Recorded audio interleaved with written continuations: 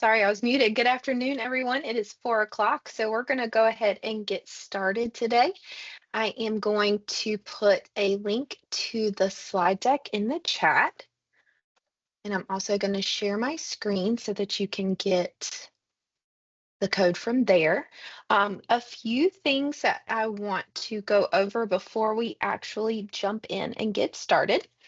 So first off, welcome to the last Schoolnet webinar of this school year. This is Formative Assessment and Station Rotation, how you can use Schoolnet as a formative assessment tool, and also how you can use those formative assessments in Station Rotation, or you can just use Schoolnet questions themselves in Station Rotation if you have that within your classroom. My name is Rebecca Stokes. I am the product manager for Schoolnet for NCDPI. And normally, I have Catherine Simone with me. She was unavailable today. She is our implementation manager from Pearson, always very supportive of North Carolina, and always involved in our webinars and any of our trainings that we do throughout the state. So she is not with us, but she is still available as a resource. So I am going to continue to put the slide deck in the chat, but a few things I want to talk about with the chat. So we're using Teams webinars, and some districts have security settings in place that will block the chat. So if you click on the chat icon at the top of your screen and it says that you are unavailable or unable to use the chat, you can also try the Q&A, which is the button right beside it that has the question mark and it says Q&A. I will also be monitoring that as well. If for some reason neither of those features work, again, because some districts have security in place that will block that from the Teams webinar, then I'm going to put my email in the chat as well, just so you can see it, but please feel free to email any questions you might have if for some reason the chat and the Q&A don't work for you. In all the webinars that I've done, usually everyone can access one or the other, but there have been instances with other products when they were doing webinars that there was people that couldn't access either. So I'm going to put my email in the chat as well. I won't be able to check it during the webinar, but I will get back with an answer to your question or schedule a meeting with you if needed. But all right, let's get started. You should be able to see my screen. I am going to cut the camera just so I can save some of my bandwidth, but I'll turn that back on shortly. But let's go ahead and get started. And since Catherine's not with me, I am going to be trying to monitor the chat while talking with you as well. So just be patient with me. If I don't answer your question immediately, I will make sure to take breaks and check in on those questions. But here we go. I already talked about who I was and who Catherine is. Here is both of our email addresses. I also put mine in the chat. I love that I just noticed that I haven't changed my Bitmoji from January, so it's way past New Year, so I definitely should update that. But all the other information is correct. All right, so a few housekeeping items. We talked about the chat and the Q&A, but also want to talk about CEUs. So you will get 0.1 CEUs if you are on the live webinar today. I will send that to you through email by the end of the week. Your district decides what type of credit it is. So we cannot designate it as general or any other specific type. You can give your district the title of the session and a description of what the session was about, and they decide what type of credit will apply to your transcript. But you will want to turn in your CEUs according to your district guidelines of how they have that set up for you to be able to turn in credit. So to receive credit, you must be logged into the webinar for the entirety of the webinar. Of course, at the end, if I tell us that we are ending early for some reason, and if you don't have any questions, you're free to go, then of course that would still count as you being there for the entirety of the session. Um, but the webinar service does keep track of how long you are logged into the webinar. So we do need you to be here for the entirety of it, and that will give you the credit that you're going to need. I'll be able to send you zero point 0.1 CEUs. Again, that'll be by the end of the week. By Friday, you'll get an email from me with the slide deck, the recording, and your CEU certificate. Unfortunately, we cannot give credit for watching a recording. We do post this to our YouTube channel, but if you happen to share it with a coworker that couldn't make it or anything like that, we cannot give CEUs for watching the recording. And speaking of which, we have started the recording, so do want to let you know that this session is being recorded. But let's keep moving on. We already talked about that. The service is not going to allow you to unmute, but you can use the chat and the Q&A feature. And of course, you can also send me an email if for some reason your district has blocked Teams to allow you to use either of those. I'm going to continue posting the slide deck in the chat as more people join in.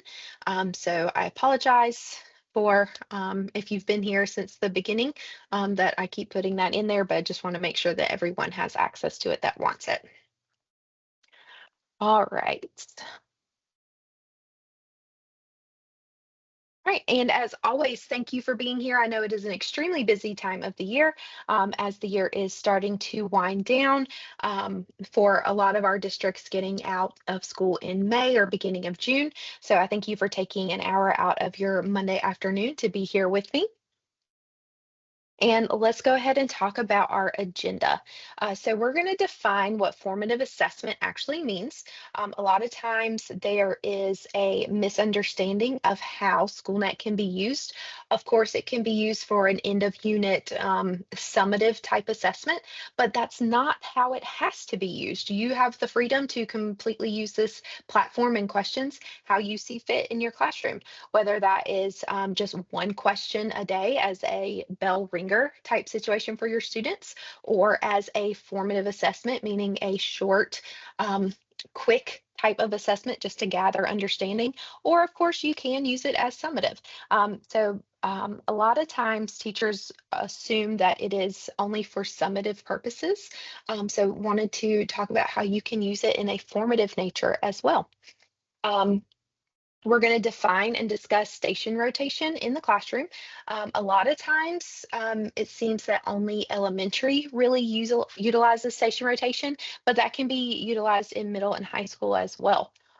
So talk about how you can use Schoolnet in different stations.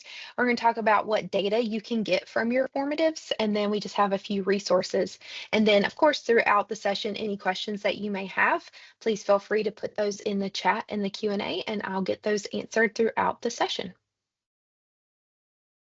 All right, so first thing is what exactly is a formative assessment? So a formative assessment is something that is planned and it's an ongoing process used by all students and teachers during learning and teaching to elicit and use evidence of student learning to improve student understanding of intended disciplinary learning outcomes and support students to become self-directed learners. But essentially, formative assessment is just a snapshot of what the students have been learning, whether it was your lesson that day in class or the lesson the day before, and you're wanting to do a quick formative assessment the following morning. But not only does it allow you to check for student understanding after a lesson, but it also helps you adjust your instruction. As teachers, we know that a lot of times we might have our lesson plan, but it very well could change. And that can definitely be based off of formative assessment data. If you see that your students are just not grasping the standard that you were teaching, then we have to adjust, whether that is the way that we are teaching it or the activity that we were doing to teach it.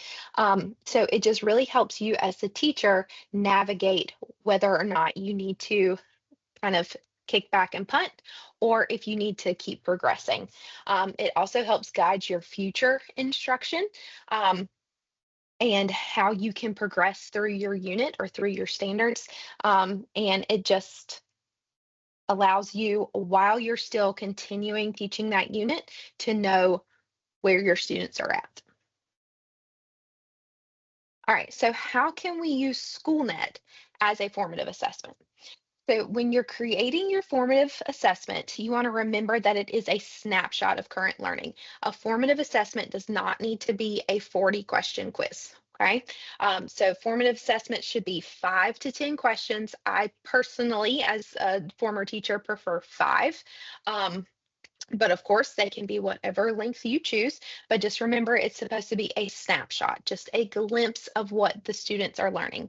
You want to keep it short but meaningful, always with standards in mind at the forefront, especially if you are covering like 1 to 2 standards in your class that day, then you might want to have a formative assessment per standard, because you want it to be meaningful and not have one question over 5 standards. So you can really get a good idea of how the students are progressing.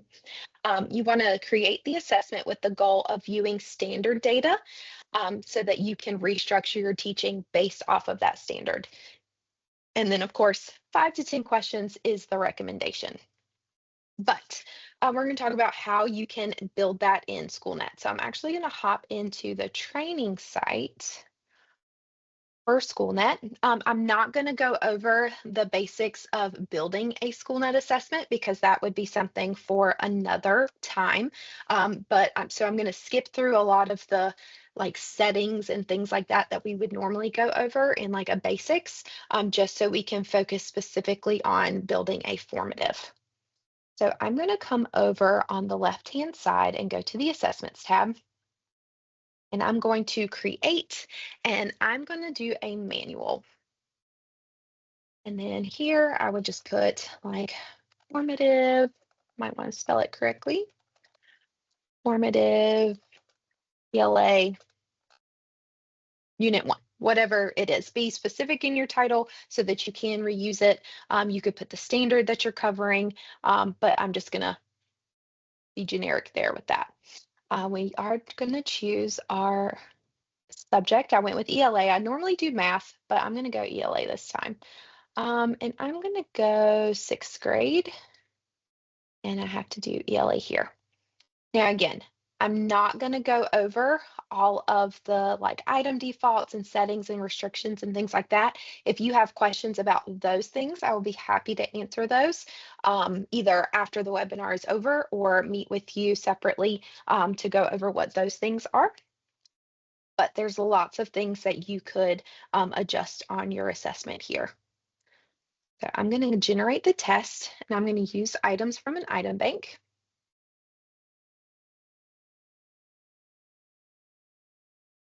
Okay. And I am going to select my banks because I only want questions from the classroom bank, and I'm going to choose the key data systems as well. You can choose whichever banks you would like, or you don't have to select a bank at all, and it will pull from all of the ones available to you. But I'm going to choose these 2 specifically. And then we're going to want to choose our standard. So remember, with formative assessments, we are focusing usually just on one standard. It could be 2, but if we're going to make it shorter in nature as a kind of exit ticket or bell ringer for the following day, then I would want to concentrate on one standard. So I'm going to come through here. I'm going to go informational text. And let's do central ideas. So I'm going to hit the plus sign for RI2.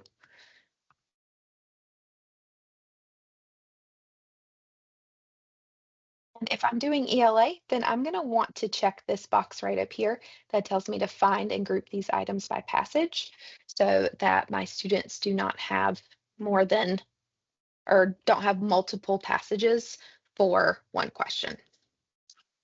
I see some more people have come in, so I'm going to put the slide deck in there, and I'm going to pause real quick to check the Q&A.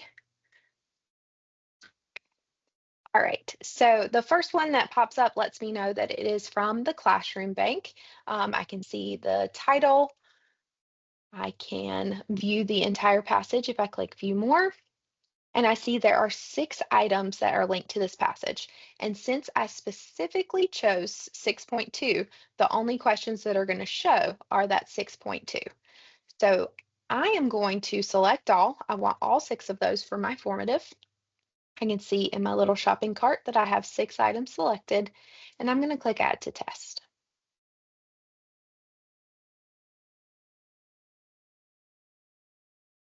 Okay. So these are all multiple choice. You could choose questions based off of type if you preferred to have some constructed responses or another type. So I'm going to go back, like I'm going to add an item just so I can show you where you could do that. So if you wanted it to be anything other than multiple choice, if you select right here where it says all filters at the bottom left, then that's where you can choose the type of question that you want.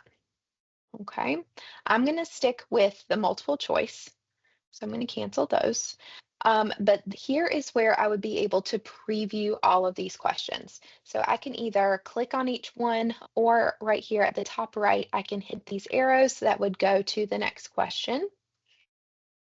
And I would be able to preview these. Our I2 for 6th grade was talking about central idea. So I can see that that is in all of these. But I can preview just to make sure that I agree with what these are all saying. And I do, I like those.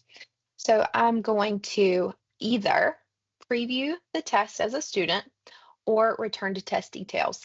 I always recommend previewing it as a student just so you can make sure that there aren't any loading issues. The passage looks how I want it to look for the students, and I can see what their view is going to be. So I'm going to go ahead and view this as a student since this is going to be my formative.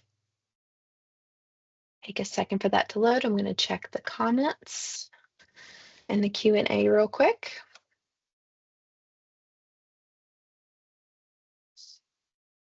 Okay.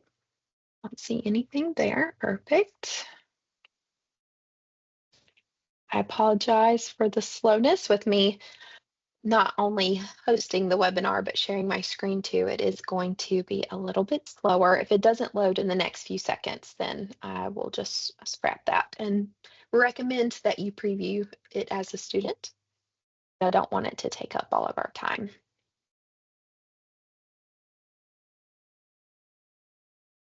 Okay, I'm gonna let that think. All right, so we're gonna pretend that we have previewed the test. I'll hop back in just a few minutes to see if it's loaded for me. And I'm going to return to test details. Okay. Yep, still loading. All right, so this is where I then would go ahead and finalize this test.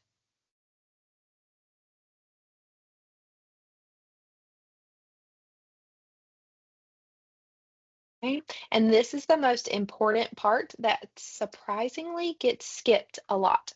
And that is this part right here where we need to schedule it. So I'm going to click to schedule the test.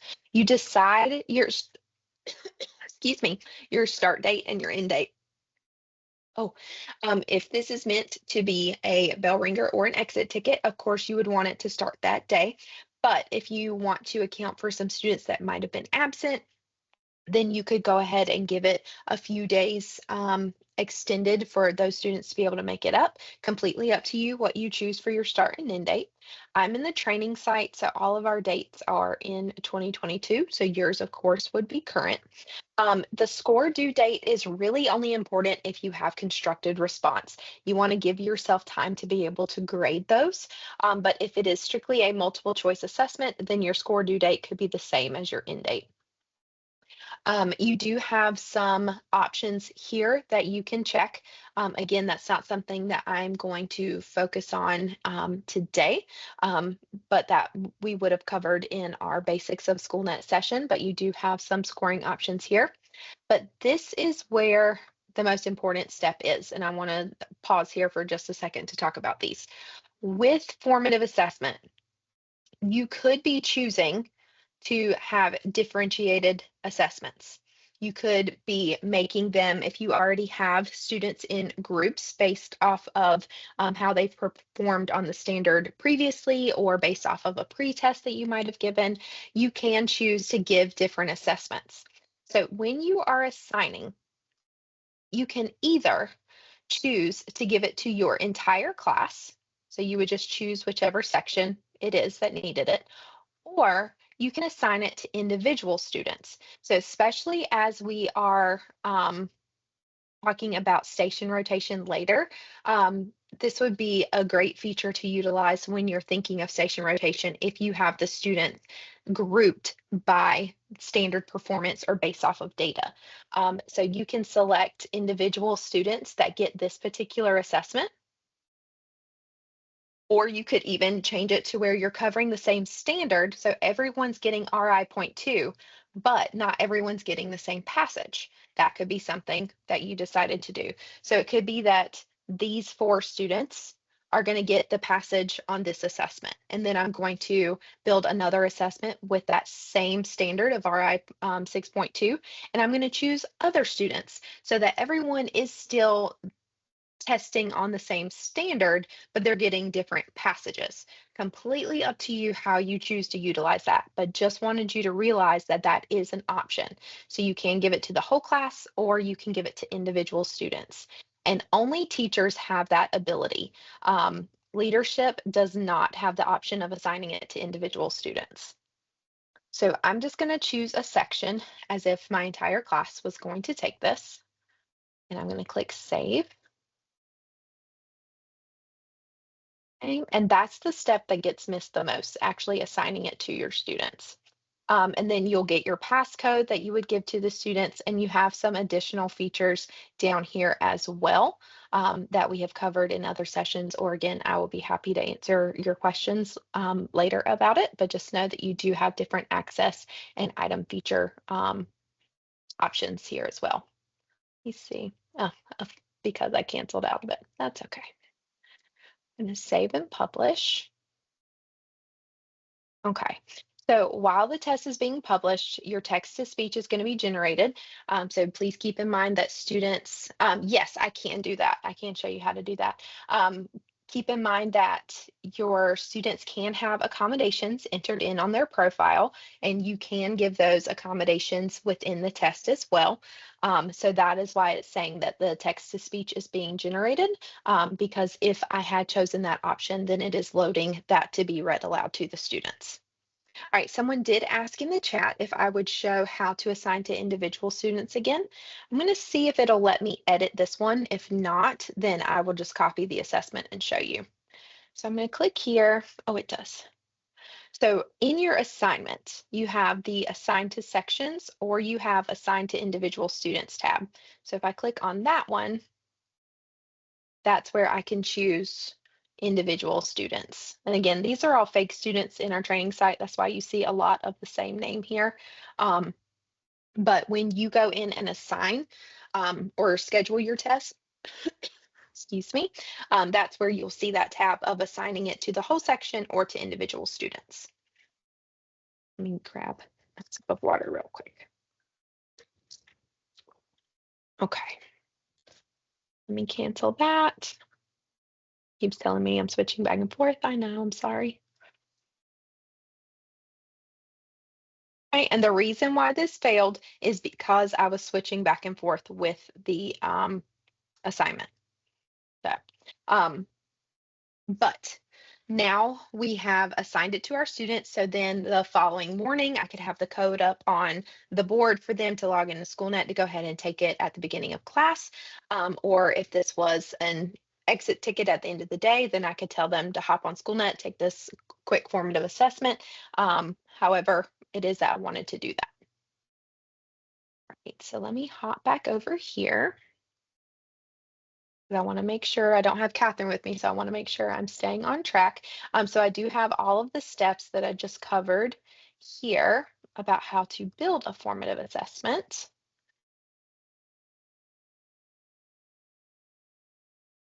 Okay.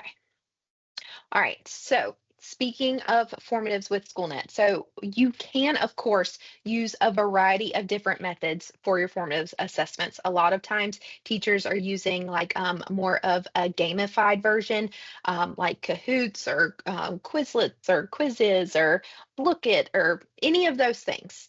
That, of course, is great, but we just want you to know that you can also put Schoolnet into that rotation of form of tools that you use to collect data on your students, because not only are you going to get detailed data analysis, whereas some of those other tools, while great and fantastic, they might not give you the data that you're looking for outside of correct and incorrect, whereas Schoolnet can dive a little bit deeper and actually get into the standards and the questions themselves. And you know who the content writers are with Schoolnet questions, whereas with some of the other ones, it might have been just questions that have been entered in by others or from other states that might not exactly cover the standard as you wanted it to. So we just want you to be aware that Schoolnet does not have to be a summative end of unit 40 question assessment, that you can use it for 5 questions, or you can make a assessment with just one question and just have it up on the board when students come in, if you wanted them to do it that way. Others will make an assessment and they'll print it out, especially for our younger learners. They'll print out a paper version and they will put the questions like around the room, and the students are kind of going around on a scavenger hunt type way of answering the questions. So completely up to you how you use those questions. But just want you to know that it is an option. Okay, so now that we are halfway through, I'm going to pause really quick, check the Q&A. Don't see any there, and I already answered the question in the chat, so perfect. Okay, so when we are thinking about station rotation in the classroom, we always hear station rotation, but just really want to talk about exactly what that means. It's just small groups through a series of learning stations that are usually covering the standards that you are covering in class. Each station might be a different standard, and they're usually different activities. So for instance, according to this quote right here, you might design one station to be an independent online learning station where students are working with content in a self-paced software program or learning management system. So you might have one station where students are completing an activity in Canvas, if that is your learning management system that you guys have, or another one might be where they're with you with direct instruction at your station. Different activities at each one. But Schoolnet could be used as one of those stations. Okay, so why would you want to do this? So it gives you the ability of creating small learning communities within a larger class, because we know that class sizes are quite large and can be continuing to get larger. As the year progresses, I know that I always manage to get new students even up into the last week of school. So we know that students are always coming in, so it could continue to get larger. So it just gives you the ability to have time and space to facilitate differentiated small group instruction, whereas our students are not all going to be at the same place in their learning. And so it just gives you as the teacher the ability to kind of break it up to be able to meet the needs of all the learners in your classroom. Some more of Caitlin Tucker. If you haven't heard of Caitlin Tucker, she's amazing. I do have a link to her website. But your students can be grouped flexibly with mixed skill levels or strengths in a group dynamic, depending on the lesson objectives. You can have offline and online learning stations to encourage communication and collaboration among students for the purpose of building community and offering peer support. And since the whole class is not moving through a single experience, the teacher can prioritize student agency by building meaningful choices. So you can have a choice board for students to choose what activity they're going to be doing and give them several options, or you could have designated activities and the students are working through them throughout the week or the day, however it is that you have it set up. But it just gives you the ability to have mixed skill levels and everyone's completing the same standard, but not necessarily the same activity. You're really differentiating it to meet their needs when you are able to do a station rotation type setup. All right, so we already talked about this, but it's just a screenshot showing you where you can assign individual students. Again, when you're building a Schoolnet assessment, it does not have to be for the entire group. You can build it based off of a standard, and then you could either change the amount of questions, you could change the passage, you could change the amount of passages, or you could even edit the question to change the wording or to eliminate an answer choice if needed. And then you can assign those to individual students. So then it doesn't look like a student has not taken an assessment because you only assigned it to a select group. So if you did already have stations set up in your classroom and you had the students grouped by names, let's just say it was sports teams, we'll go college basketball here. If each group of students that you had by standard had different names, then you could have one test named for, the Tar Heels, another test for the Blue Devils, et cetera, et cetera. And assign it to those individual students so they don't know that it's a different test, but you do. Even though it's covering the same standard, you know that you've differentiated it for their ability and you're still being able to get that data. So just keep that in mind that you can individualize it for individual students. All right, so let's talk about, I mentioned earlier that some of the other formative platforms that you might use might not give you the data that you are looking for that Schoolnet can provide. I do see a question. Yes, so Schoolnet can be used as an online station, absolutely. The students would just have to log in to their Chromebooks and go to their Schoolnet platform, and you could give them a code. So you would give them this test code right here to be able to take their assessment. Now, if you had multiple ones, you would just want to make sure that the correct group has the correct code to be able to take their assessment. But yes, Schoolnet can definitely be used as an online station within your, I'm saying station a lot, but within your stations, yes.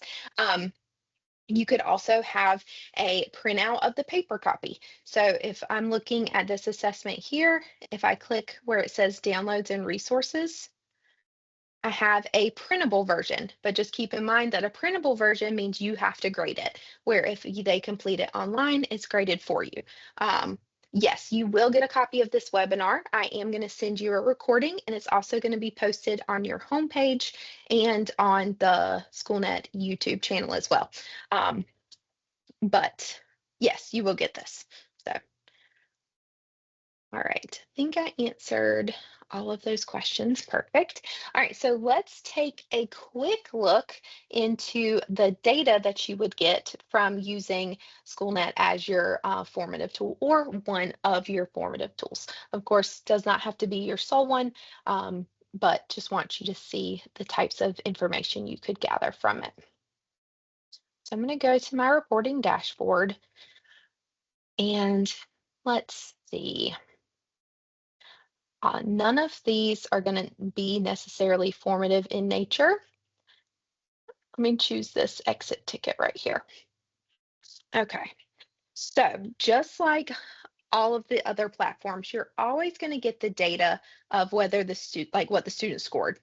So we can see the scores here for the students. It'll tell me what time they completed it. So this is just an overview of how many students completed it and what their score was. I think any of them are going to do that.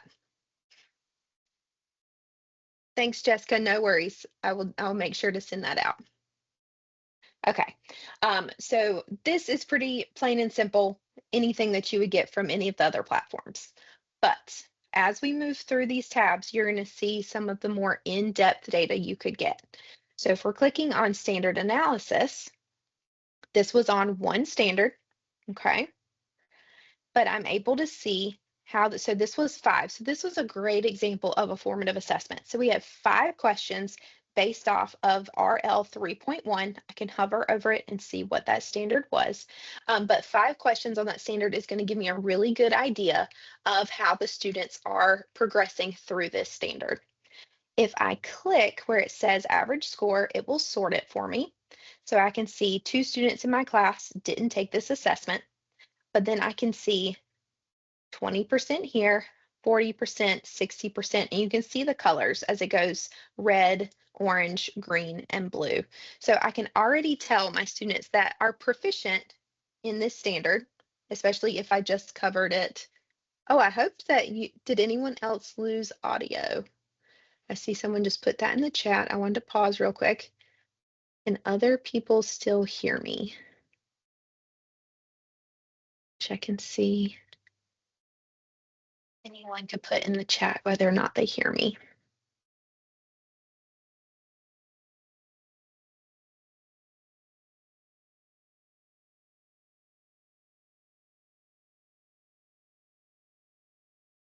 Okay, perfect. Thank you. It was just coming through the chat. I was like, oh no, I don't think anybody can hear me. Okay, so perfect. Thank you guys that just put that in the chat for me. So Amanda, it looks like my audio is still working. Hopefully yours is coming back.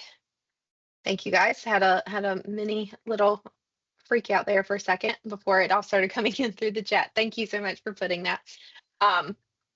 But with our data here, I can see who my students were that were proficient, especially if I just covered this standard yesterday and this was a like bell ringer for the next morning.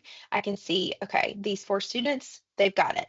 These students in green, they only missed 1. Okay, so I still feel like they're proficient in this standard. But then as we're getting to like our bubble students, okay, it could be a chance that they got that 3rd one correct. I would definitely want to provide some intervention and support for this student. And then these 2 students, I can clearly see, have not mastered the standard. So they're going to need more in-depth, more direct instruction on this particular standard. But it's giving me that data just in one of these reports. Now, if I click on item analysis, what this is going to do is it's going to break down the actual questions that I had on this assessment, because I might be able to see a pattern of, especially all of my students that were at 80%, I'll be able to see, did they all miss the same question? Was it the way that this question was worded? Or did they have a misunderstanding of one of the terms in the question? Was this really not that great of a question? Like all of these things I'd be able to ask myself as the teacher. So again, they're all based off of the same standard, so it's not going to really benefit us to see the standard here, but I can see these questions and look, I can see item 2 had 25% proficiency. Okay, that is very low when you compare it to the other proficiency scores for the other questions. And as I scroll down, I can see that people that are getting it wrong, and I can see how long they spent per question, are all selecting A for the most part. I do have a random C right there, but it looks like almost everyone is choosing A. Right, so I'm going to click where it says item 2, and hopefully it will be kind and load quickly for me. But when you click where it says item, then it's going to load the question, hopefully sooner than later. There we go. And I would be able to read the passage and read the question. Now, the reason why you cannot see this, the reason why it says pages or passage is not available and content is not available, is because for this particular assessment that I pulled out of the training site, this was a district test and they put security on it for me as the teacher to where I can't view the question after. If you made this test and it was in my classroom, then you wouldn't have that issue. So just because of the assessment that I pulled, that's why it's not showing it to me. But your items, you would definitely be able to see. So I'd be able to read the passage, I'd be able to read the question and see that the most common error was A, and I'd be able to kind of read through and be like, why do I think a lot of my students chose A for this particular question? So it really helps you as the teacher break down, was it that they didn't understand the standard, or was it the question and the way it was written? So then I'm able to then be like, okay, was it one of those questions that has the italicized everything except for, or most likely, the things that always tripped up my students? Um, and then we'd be able to have that discussion based off of things that are in the question and not necessarily the standard. So it just gives you the ability to really hone in and dive deep into why the students might have missed it. And go back to the item analysis. Okay. And there's one other report that I want to show you that is really beneficial when you are looking at your data for formative assessments or whatever purpose you're using Schoolnet for, and that is the standards mastery. So as I'm progressing through the standards, we know that we address the same standard multiple times throughout the year. Um, whether that is in like review at the end of a semester, or it could be that it's just a standard that we cover based off of our pacing guides multiple times and we come back and revisit it several times. But when you click on standards mastery, it's going to show you the standard and it's going to show you the number of students you had in each score group. If I click on any of these numbers, I now have my groups. Okay, so then if I am deciding to have station rotation in my classroom and I am choosing to have this particular standard as one of the focuses of how I have my students grouped, well, I already have my groups. I could easily split this into two groups and have two that were based off of that same score group. And then I could have these three students together if I knew that I was needing to provide some more direct instruction for them. But it will show you your students and already put them in those groups for you. But what I wanted to show you on this report was this very last number here. So this will tell you how many times you've covered that standard in a Schoolnet assessment that year.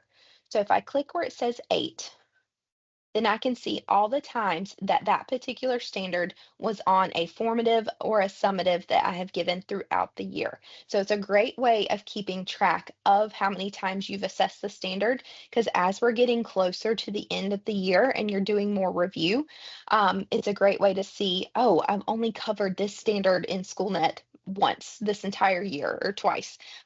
So you're able for future ones to make sure that you're addressing it to really get a grasp of whether or not your students are proficient on that particular standard.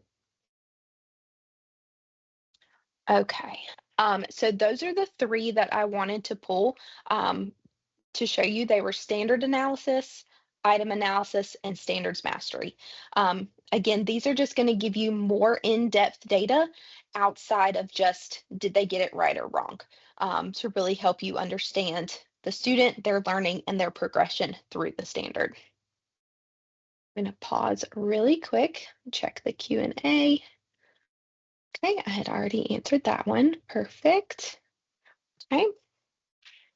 All right. So let me go back here. And these are just screenshots showing you exactly what I just pulled.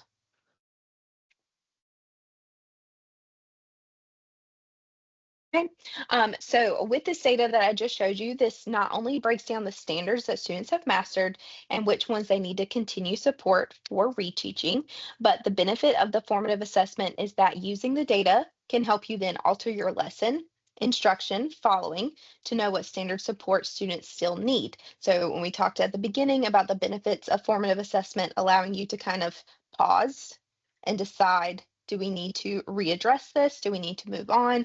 Do we need to come up with a different way of trying to understand this standard? So that's the beauty of formative assessments. And that's what this data is going to help you come to the conclusion for. You're able to group students by need in your station rotations so that they are at the teacher-led station. You know what specific intervention, what specific standards that are needed. and you're able to know what standards are ready for summative evaluation and which ones need continued support throughout the year. So just a great way of understanding how you can use this for that. Okay, we do have some pre-made formative assessments in Schoolnet that I wanted to show you. Some districts ask that their teachers take these and they actually put them in the pacing guides. Others do not. It's completely up to you whether or not this is something required from the district or if it's an option for you. They are in your assessment dashboard, and I just wanted you to know that they are there. So I'm actually going to exit out of this, and I'm going to go to the live site real quick so I can show you where these are. So if you are a teacher, when you are on your homepage in Schoolnet, you're going to see this Schoolnet splash right here at the top. If you scroll in that box, not on the page, but in that particular box, if you scroll down past the webinars, and this is where the recording will be. So that register will be replaced with recording in the next few days for you to be able to access this again for who was asking about that. But if you keep scrolling down to, trying to remember which one it is, I want to say it's this one. Oh, I think it's actually on leadership's page now that I think about it, where those test specs are, but that's okay. I did want to show you this anyways. But if I go, let me go back to my training site so it'll look like yours. If I go to my assessment dashboard, and I don't know if they have them in here or not, where it says active test on your assessment dashboard, you choose state benchmark, and then you choose your subject. So we're going to do math, and let's say 5th grade. Again, I'm not sure if we have them in here.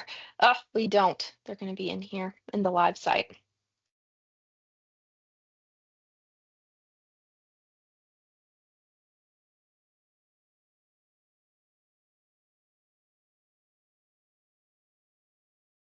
Let's see, so you would not have to go through this way to see them. I just want you to see that they are available, but they're not in the training site. So you'll see all of these KDS math and ELA forms. So you can see the grade levels here. So when you are searching here and you do state benchmark and you do your subject and you do your grade level, then what's going to show are these here. So if I actually filter this to math 5th grade like I did in the training site, then you would see these 3 assessments here. These are all formative, but you can see we've got a Form A, a Form B, a Form C. So let me see, if you click on it, it should tell you at the item summary. Yep, so this will tell you the standards. So these cover multiple standards. These are not just based off of one. You would want to create your own if you just wanted one standard, but you can see what the standards are here. So if you wanted to use those, they are available to you. Your district might have them as something required anyways, but if your district doesn't, just know that they are an option. They are in your assessment dashboard, and you would have to click state benchmark, then choose your subject of math or ELA. Those are the only 2 that we have those for, and then your grade level here. And then you would see a list of those. All right, let me get out of the live site before I accidentally do something I'm not supposed to. Go through here. Okay. All right, so that is all that I have for you today. So I see that we ended 10 minutes early, which is perfect because that's the amount of time that I always give for any questions that you might have. This is the last webinar for Schoolnet for this school year, which is really crazy to think. But we will have monthly webinars starting in probably August of next year. So when you come back to school, Next year, if you are on your home page, then you will see those in the splash page right underneath the copyright information. You'll see new titles. We are going to change up the sessions that we have, but you'll see dates and times where you can register for those sessions as well. And then some other things that we have in here. So our Schoolnet videos, if you click here, it should take you to our YouTube channel. It does. So you can see we've got 74 videos in there. I always have them titled with the month as the most recent. So you can see all the ones that we've done so far this year. And then of course it goes into last year as well.